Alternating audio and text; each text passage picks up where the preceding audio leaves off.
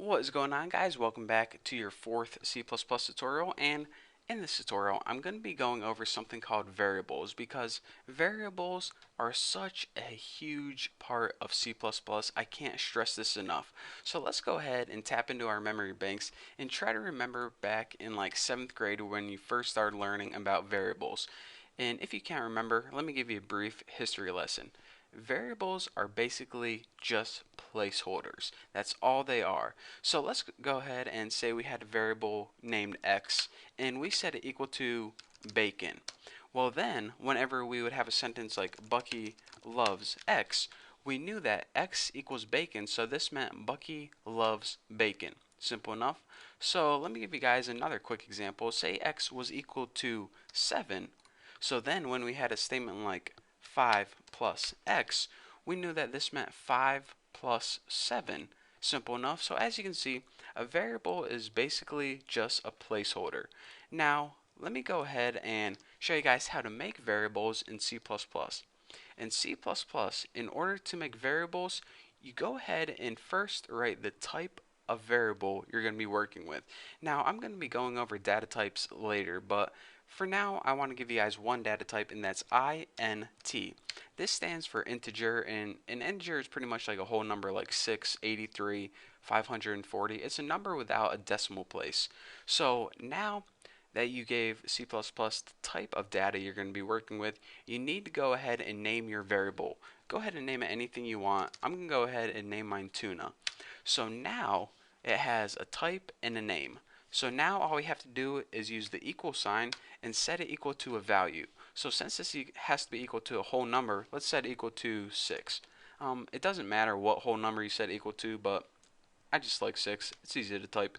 So now we have the variable tuna, and C++ knows that it's an integer and it's equal to the value of 6. So now what can we do with variables?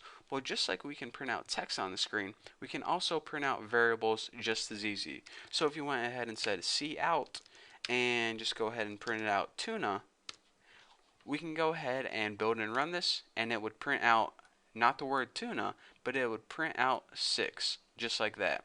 So that's pretty cool, and that's the basics of variables and how we can use variables in C++. And actually, in this tutorial, what I was planning on doing is building a simple calculator. Um, Let me go ahead, and I guess I have time for this. Let's go ahead and make two variables, and I'll show you guys another cool thing that you can do with C++. Let's go ahead and make int. Make a variable called a, and we'll set it equal to 4. Let's go ahead and make another variable called b, which is of course an integer because that's the only type we know right now, and we'll set this equal to 21 or something. Doesn't matter as long as they're both numbers. Now let's go ahead and make another variable called sum, and this sum is going to be equal to a plus b.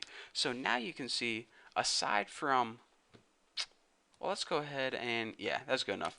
So now you can see that aside from just assigning variables numbers just like that, you can also use basic arithmetic to set variables equal to another value as well. So now the value of 25, a plus b, is going to be equal to sum. So now if you go ahead and print out cout